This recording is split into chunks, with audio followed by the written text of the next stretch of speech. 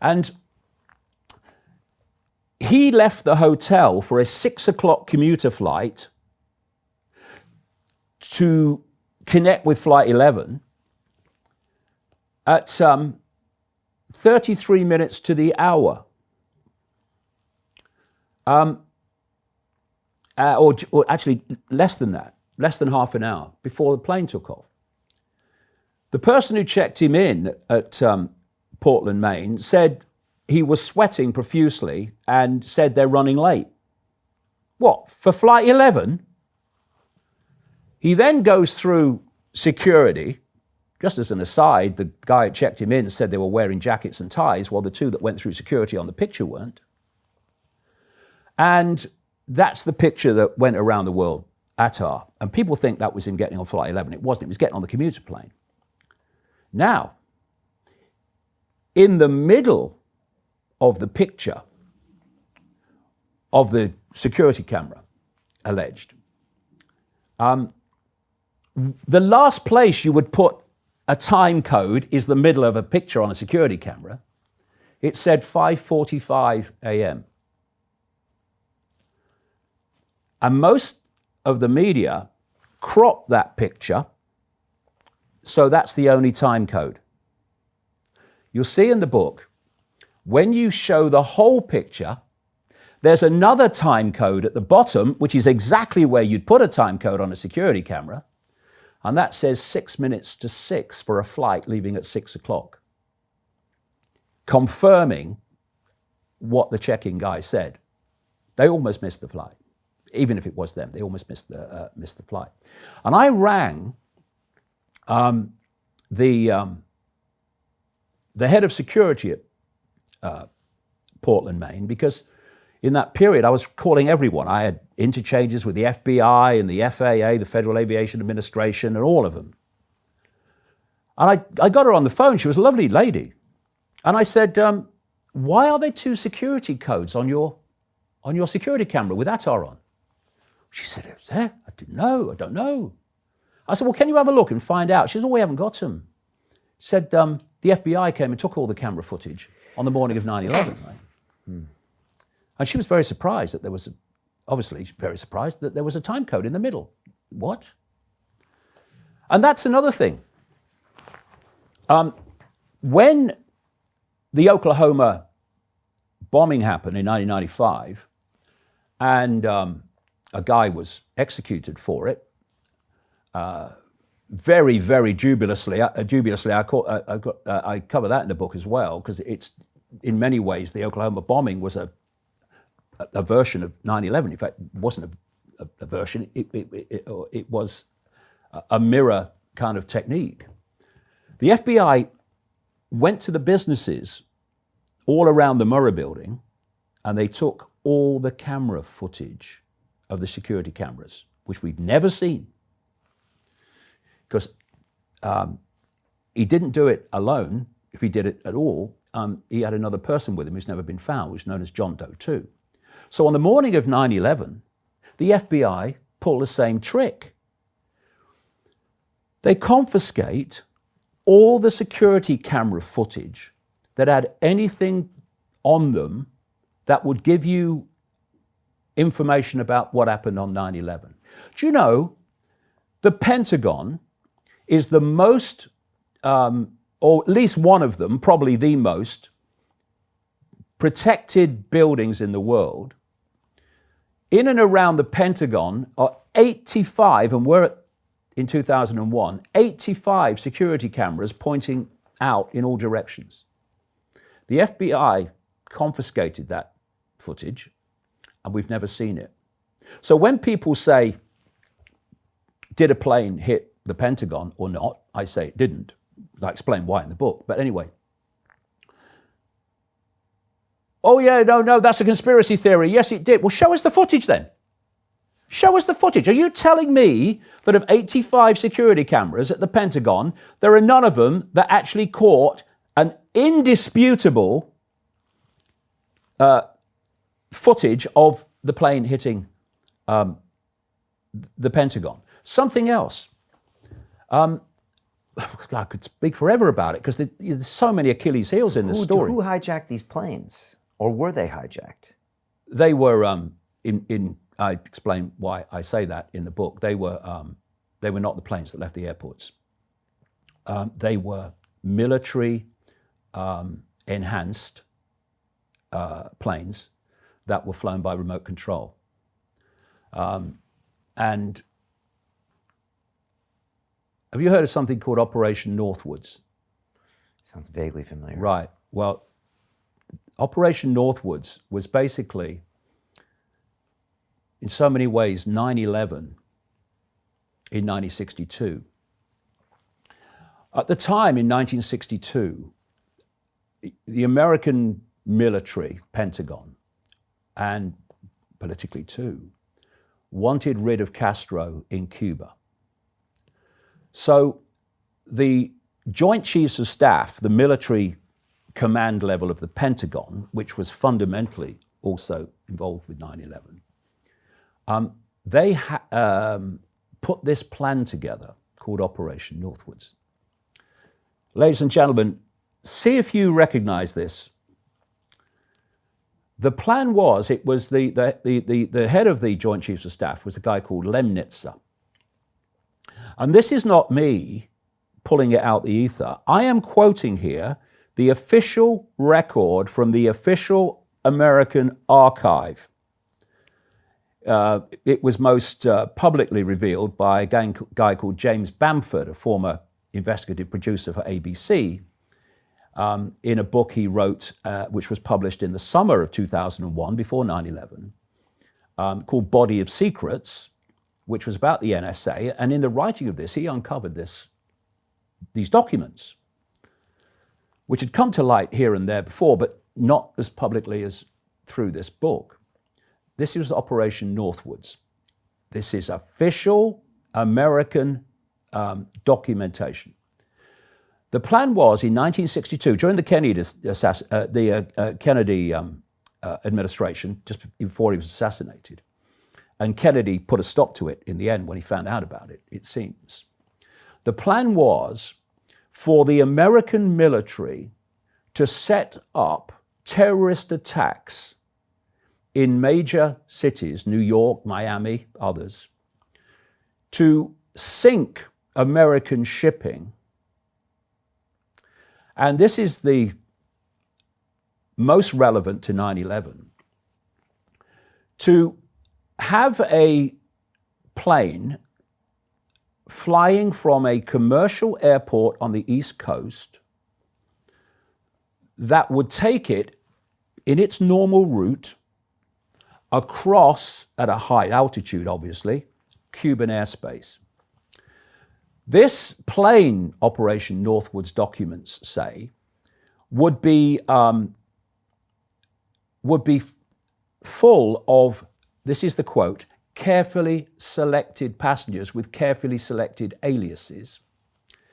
The plane would take off, and over Florida, a military CIA plane of the same type, painted in the same airline colors, a drone, 1962, would take off from Eglin Air Force Base in Florida, would get close to the original plane, so basically the dots started to merge, and the drone would be flown on the route over Cuban airspace, and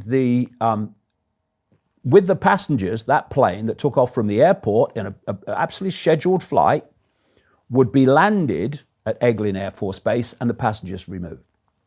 Note how few passengers there were on those planes on September the 11th for what would have got to business time in the West Coast. But people did die on those flights. They probably died, but not necessarily by the planes hitting the building. That's another story I go into in the book. It's a lot of background necessary for that. But the point being that these documents said that this drone, without a pilot, would be flown in the colors of the airline and the scheduled flight. When it got over Cuban airspace, they would explode the plane by radio signal. And it even says in the document, and we won't report it, we will wait for the international aviation authorities to tell us that it's happened so that there's more credibility that we didn't know about it. And the idea was problem, reaction, solution, was to blame it on a ground-to-air missile or a plane from Cuba and justify an invasion of Cuba as a result of that. All these years later, in 2001, basically Operation Northwoods, much expanded, played out in America and justified what? The invasion of country after country in the same way they wanted to use that as an excuse to invade Cuba. Another thing is that if we take the Pentagon alone, of course, buildings like the White House, the Capitol Hill building, and the Pentagon, they're no-fly zones. Why wouldn't they be? How can you protect buildings like that if planes can just fly in there without being challenged and then do what is claimed to have happened to the Pentagon? So it's called P-56.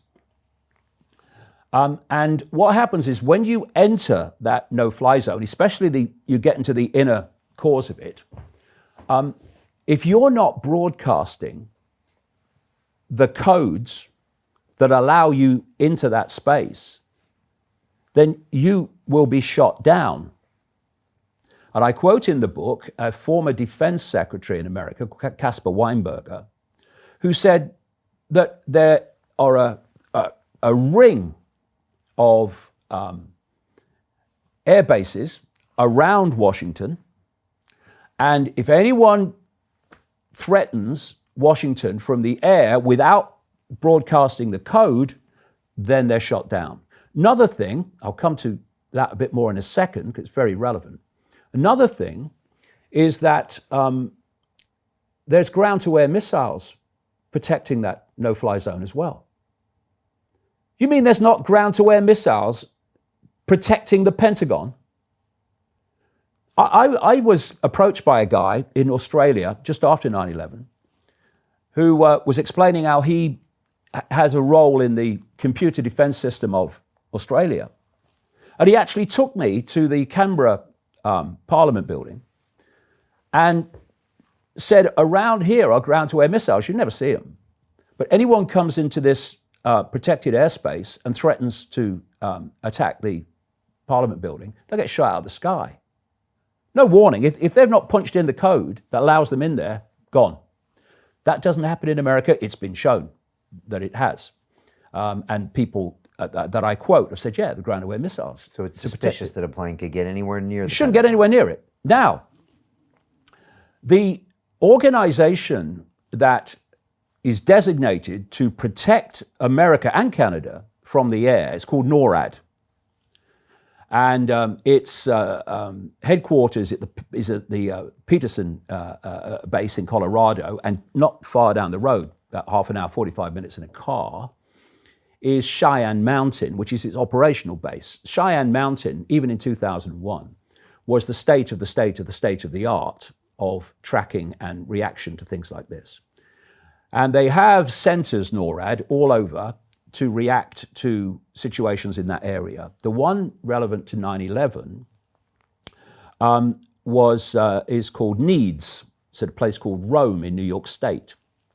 And it is the one that reacts to these things like hijackings and gets military planes in the air to go up there and see what's going on, and also to try to force the plane down. And if it's threatening a civilian area, to shoot it down.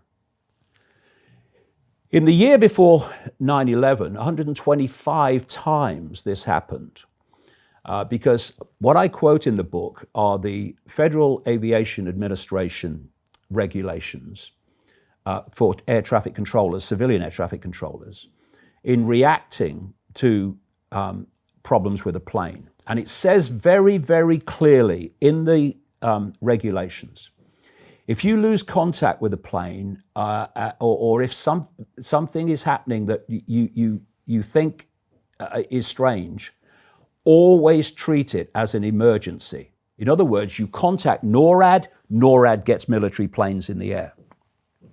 So what happened on 9/11 is that this system was suspended for some reason. And in a period of some 2 hours while this was playing out, not one single military plane was scrambled that made any difference to events. First of all, for the first week after 9/11, the official story was that no planes were scrambled at all in that period, which is completely unprecedented. And then after a week, the story changed and suddenly, yes, we did, because, not scrambling them at all. It's like, what? Oh, yeah, we did, because the story's constantly changing when they get caught out in the first one. And they said that they scrambled planes for the New York attack from Cape Cod, 153 miles away from New York. There's no one closer. And they said that for the Pentagon attack, they scrambled from the Langley base in Virginia, 130 miles away.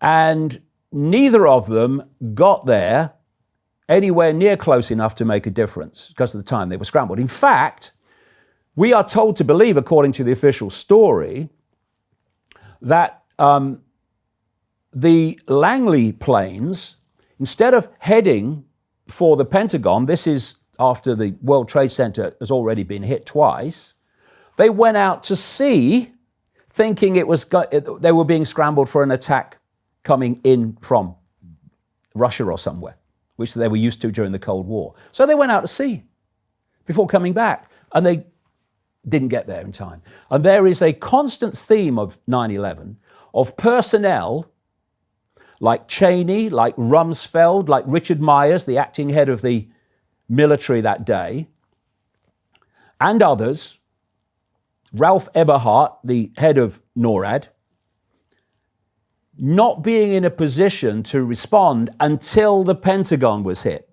or said to be hit. This was a constant theme. They had cover stories, lies. I prove they're lies in the book of where they were up to that point, where they weren't. So they wanted it to be hit. Oh yeah, of course. Because you'll get a bigger reaction. The plan was, it's like a guy called Fletcher Prouty, who was a major person of experience within the intelligence community. He wrote books exposing the Kennedy assassination and all that stuff. And he said, if you're looking at an assassination, and the same with 9/11, look at who had the power to call off the usual security response, because that's where it's going to lead you to what's behind it. So we've seen all these things that didn't happen that day that should have happened. Now, who's the most person in charge that day? Cheney? Cheney was officially, because look what they did with Boy George Bush. They got him down to Florida and then flew him around air bases until 7 o'clock in the evening. They wanted him out of the way. So he was completely not even in D.C. until 7 o'clock. No, he wasn't. That was purposely done because then Cheney could run the show without any interruption. I have a lot to say about Cheney in the book, but the thing is, 130 miles away from the Pentagon, so there's a no-fly zone over Washington. You police it from 130 miles away? What? 10 miles down the road from the Pentagon and the White House is the Andrews Air Force Base. The Andrews Air Force Base is where Air Force One comes in and foreign leaders come in and then get helicoptered to the White House. They do not have planes on standby to react 10 miles down the road to the no-fly zone over Washington. After the Pentagon was hit, as was widely reported, planes were scrambled from the Andrews Air Force Base to protect other attacks of Washington. Why weren't they before?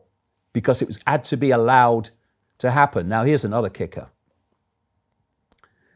I quote in the book tapes of NORAD tapes of the people that were there in the needs base in Rome, New York State, to respond to what was happening, right? And there was total confusion. You can see it on the tapes. This is why.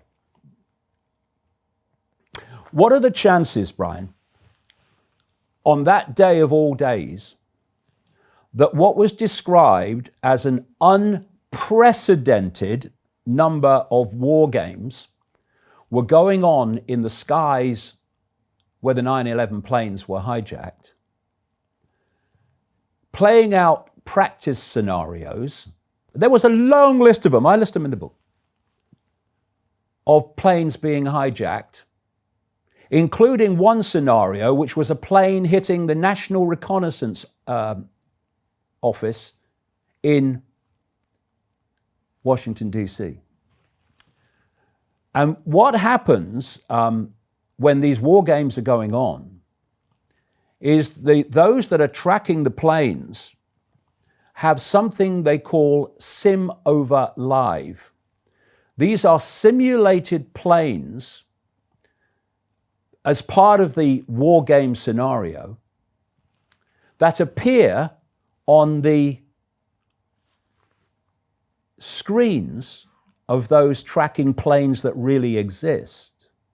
And there's in one of the NORAD tapes, someone shouts out, "Get rid of the goddamn sim," because they were totally confused. And when the reports came in to NORAD, they're all on the tapes, the official tapes, that I quote, of the 9/11 hijacks, the response team at NORAD Needs was saying, "Is this real or is this scenario?"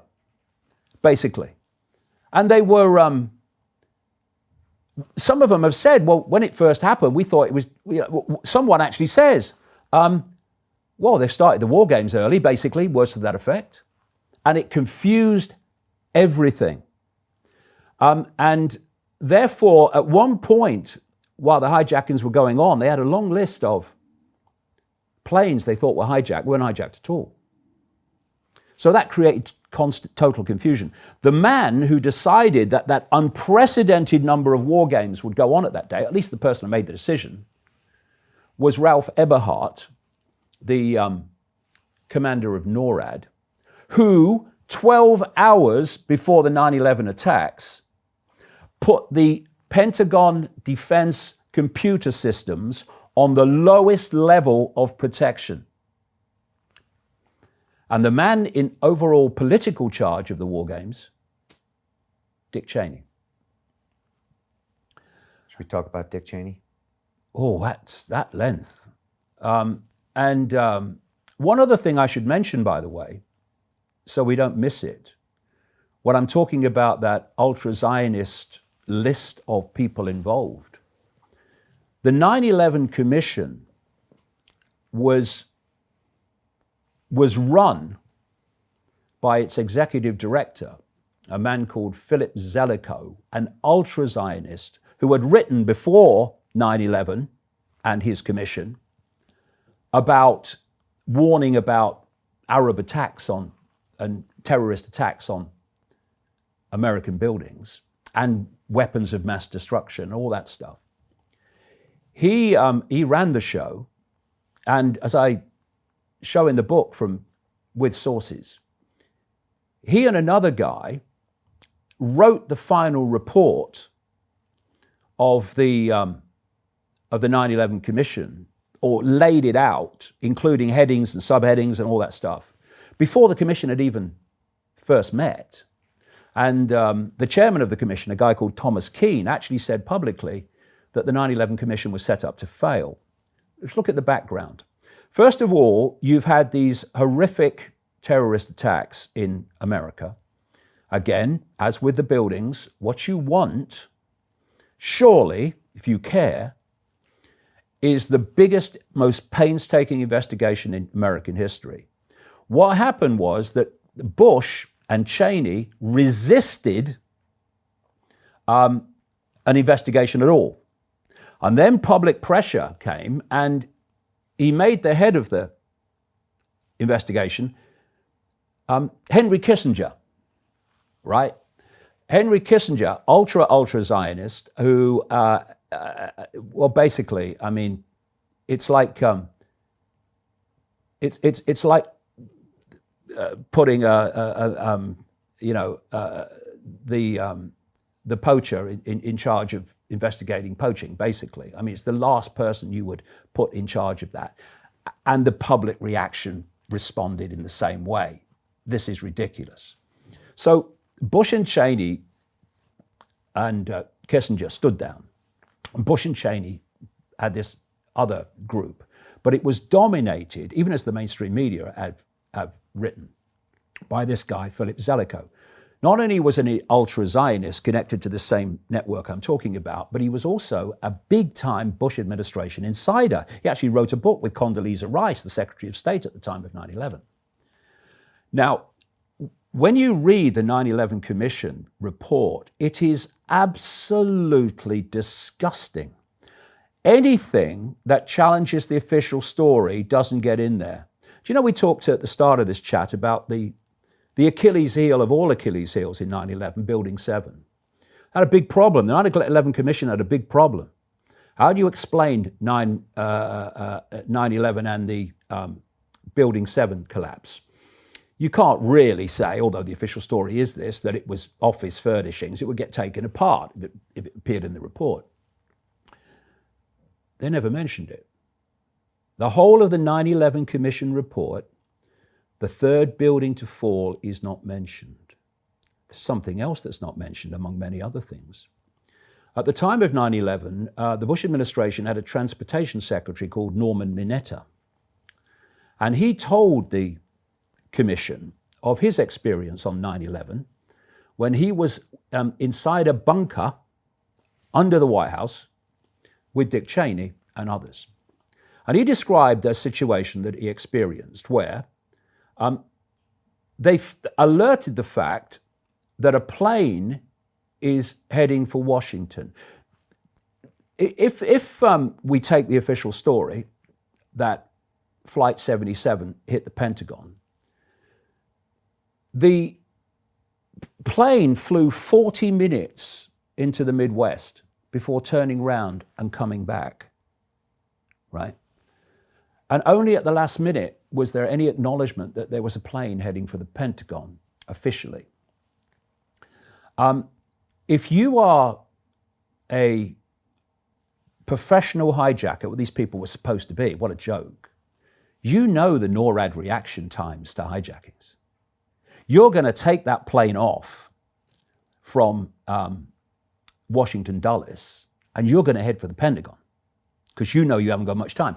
80 minutes that plane was in the sky, no military reaction. Anyway, Mineta tells he's in the bunker and Cheney's there. And he said this young man, as he describes him, military, came in and he was counting Cheney down about a plane coming in towards Washington, like, 50 miles, 40 miles. And when it got real close, Mineta said, this lad said to Cheney, "Sir, do the orders still stand?" And Cheney, being the brutal man that he is, reacted, of course, aggressively, saying, "Have you heard anything different?" Words to that effect. Of course, the orders are not changed. And then the Pentagon was, quote, hit. So the orders were clearly not to take the plane down, shoot the plane down. Not that there was anyone up there to do it anyway. The orders were clearly not to take the plane down. So this story is told to the commission by the transportation secretary in the Bush administration. Never got in to the 9/11 report because it's a total scam to stop the truth coming out. Everywhere you look, Brian, it's a joke. I can see all the little legs and the Achilles heels. Couple questions. The I want to get to Osama bin Laden at some point as well. The people in the planes that died, how did they die? Were they in the plane? The phone calls from the planes. There were people that did, civilians that passed away in this tragedy, right? They were in the planes or not. Well, it's a question of where they passed away. You see, are you saying those planes were subbed out and they were killed? Just remember Operation Northwoods. They were going to land the planes at an airfield. Not sure they would want people on those planes to survive and tell the story. And there were war games going on, right? And in war games, they have actors playing parts in the war games. When I mentioned earlier about the National Reconnaissance Office and the scenario of a plane hitting that building in the war game scenario in Washington, they had smoke, bombs. People at the Reconnaissance Office had scripts to keep to. People at the Reconnaissance Office were given phone calls to make it seem like it was a real scenario. There is a very good chance, I'm not saying this is what happened, but there's a very good chance that these war games and those planes were in some way connected. But those planes were landed, and other planes took over. And because of the sim over live, very easy to lose the plane, especially when the transponders are turned off, which gives a detail of where the plane is and all that height, everything. But in terms of that whole scenario with the phone calls, I go into that. And Flight 93 was the fourth one that crashed in the field, one, yeah, right? In Pennsylvania. But first of all, at least some of those phone calls couldn't have happened. And if some of them didn't happen, the question is, did any of them happen? And when I say didn't happen, maybe we're not the people involved, or maybe there's some other explanation. Let me explain what I mean. Barbara Olson was a CNN contributor in Vision, and she was the wife of Ted Olson, the Bush administration Solicitor General, who was in the Justice Department that morning. And the official story is that Barbara Olson called her husband at the Justice Department twice, and they had a conversation. Well, no one's ever produced the records of those calls, and the evidence is that they don't have it because it didn't take place. The story that Olson tells kept changing from she rang on an airphone, which were in the back seats and used to pick them. I used one once around the same time, funnily enough. And you could call from the air through these airphones. And the other thing was cell phones. So Olson's gone between, she called on an airphone, she called on a cell phone, right? Two things. At the height she was, according to the flight data recorder that was released to pilots for 9/11 Truth by the authorities, she could never possibly have made a cell phone call from the height that plane was at. So, must have been an airphone. According to American Airlines, that's what Flight 77 was, the airphones were taken out or dismantled by the time of 9/11 on 757s of American Airlines. That's in their own manual saying that. I've quoted from their manuals. Pilots and cabin staff have said the same. Oh no, there were no airphones on 757s at that time on American Airlines. We're on United Airlines, not on American Airlines. Then you have a story of a passenger on Flight 93 calling his wife, a man called Tom Burnett. And his wife said that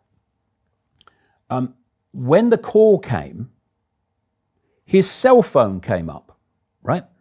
So he's calling on a cell phone. And they had a conversation. And one of the things, as I explain in the book, that is a constant theme of these phone calls is people at the other end saying it was just incredible how calm they were. And I never heard any panic, any shouting. Often I didn't really hear a plane. It was silent at the other end. Anyway, the FBI was saying that these cell phone calls were made from these planes, right? And then someone, didn't take a lot of now, mainstream media didn't mention it, mind. Sorry, I repeat myself. They pointed out you certainly couldn't then, make cell phone calls from the altitudes they were talking about. Absolutely impossible. So suddenly the FBI story started to change and they became airphones instead of cell phones. And Burnett's calls to his wife, when his cell phone comes up, suddenly became an airphone. It wasn't. And another guy called, and by the way, at the time those calls were made by Burnett, according to the flight data recorder, Flight 93 was flying at between 34,000 and 40,000 feet. That high? Yeah. So explain. I thought it was getting close to the field and they made the calls when it was a low altitude. No. That's where, if you take, the pilots for 9/11 Truth have done this and shown that at the point those calls were made, if you take the time they were made against the flight data recorder, that's the kind of heights that this plane was flying at. So it's impossible for him to make a call. Another guy, Todd Beamer, the man of Let's Roll, the whole Let's Roll story, which, as I show in the book, almost certainly wasn't said. What's the Let's Roll story? When on Flight 93, the official story is that the passengers decided that some of the passengers said they were going to fight the hijackers for control of the plane. And this guy, Todd Beamer, what's claimed to be Todd Beamer, was on the phone to a Verizon airphone supervisor called Lisa Jefferson for a very long time. And she said it was absolutely amazing because that day, airphone calls were going down every few seconds or every few minutes. And yet his stayed on. And not only that, after the plane supposed to have crashed, the line remained open to Lisa Jefferson, she says this herself, for some considerable time after the plane was supposed to have crashed, because she said when the line's broken, you get a very clear tone that says the line's broken. Never broke. And the airphones get their power from the aircraft, which they wouldn't have done if the plane had crashed. But anyway, the cell phone of Todd Beamer made 19 calls after Flight 93 crashed, or we're told it did. Everywhere you look, this story falls apart because it is a tissue of lies designed by a death cult, satanic death cult, peopled by psychopaths. And the biggest trait of psychopathic mentalities is lack of empathy. Imagine the deletion of empathy required to do that to America, to do that to the loved ones of those people, for a political satanic end of killing even more people in the Middle East year after year after year ever since. We are looking at one of the greatest crimes in human history, certainly in American history. In American history, absolutely. No one has gone to jail for it. And the people that were involved in it, in the cover-up, in the orchestration of it, are all going about their rich lives unmolested, while 3,000 families grieve for the rest of their life. It's infuriating. Bothers you? It bothers me. It bothers me because it's infuriating. It bothers me because the same people today and the same networks today are orchestrating mayhem all over the world, including every day moving closer and closer to the total control of humanity via AI connection to the human brain. These same people that are behind that, the same people, networks that are behind the hysterical explosion of censorship, of alternative information in Silicon Valley, are all the same people. You look at who controls Facebook, Zionists. Who controls Google? Zionists. Who controls YouTube? Zionist, owned by Google. And these are the people that are shutting down the circulation of information to expose what the same networks are doing. And so what I've done with this book, because, you know, if you care about truth, then you don't care about consequences, because if you care about consequences, you won't deliver the truth, because you'll be saying, this is what I know has happened, and I know I should put this out, but what are the consequences for me? Considering consequences are a prison that allows these people to do what they do, because their currency of control is intimidation. So I wrote the book. I know what the reaction's going to be from the very networks that I'm exposing. He's anti-Semitic. He's saying it's all a Jewish plot, which, as you know, is exactly what I'm not saying. Jewish people, the Jewish community must read this book to see how they've been shafted, not just in this, but across a great range of things by this Sabbatean Frankist death cult. And they can throw at me what they like. And it's not impossible, Brian, I say this towards the end of the book, it's not impossible that they'll set up some attacks on a Jewish target and blame the person that did it, or it was that David Icke book that inspired him to do it. That is not impossible, because that's how these people work, to demonize and to get the book off the market. Or we must ban this book, look what it's making people do. All this stuff is exactly how they work, and people need to be aware of this. But what happens to me doesn't matter. I am an expression of infinite awareness, and I'll continue my eternal journey of exploring forever, whatever happens to me. What I care about is that this death cult no longer controls the direction and the destiny of planet Earth and the human family, including Jewish people, by its beyond description extreme psychopathic nature, which means it has no empathy, thus no emotional consequences for whatever it does, thus there are no limits. And so if people say, and this is one of the reactions, no one would ever do that. No, you would never do that.